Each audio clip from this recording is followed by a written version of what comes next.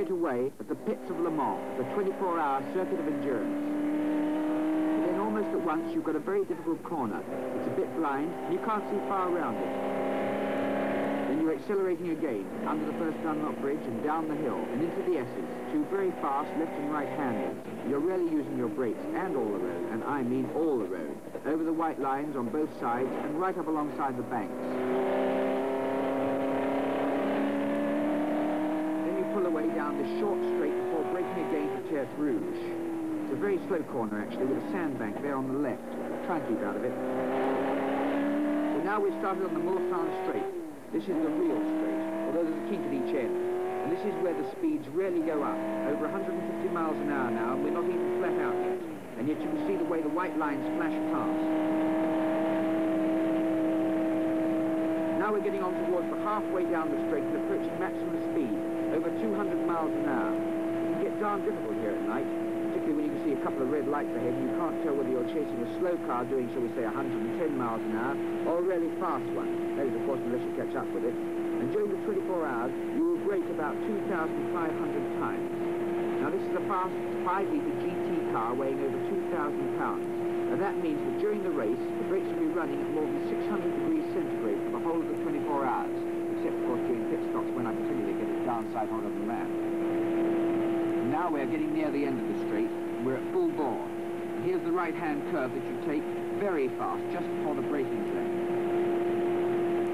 You begin to brake about 500 yards from the corner, and you start to come down from about 200 miles an hour plus to 45 or 50.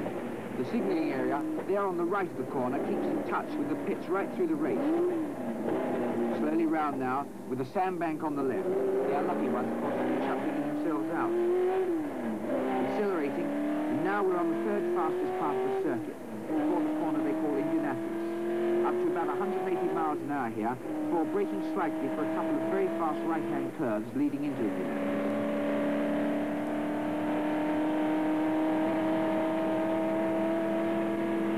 Here's the second one.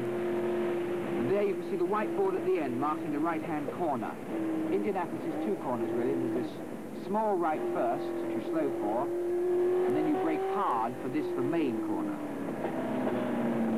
Round Indianapolis, in a very short straight here, accelerating hard before braking equally hard again for a sharp corner at Arnage. Arnage is another slow right-hander with a sandbank, which for some reason people don't seem to get in as often as the others. Out of Arnage, accelerating, building up for the second fastest part of the track, approaching 190 miles an hour. With a few of these slight curves, some people seem to lift off for them. These are the really dangerous ones, though, when you're travelling fast. The track can curve, and you don't. Somehow you go straight off. The next is certainly the most difficult section of the circuit, up to 190 in places, and slightly blind before the White House corner.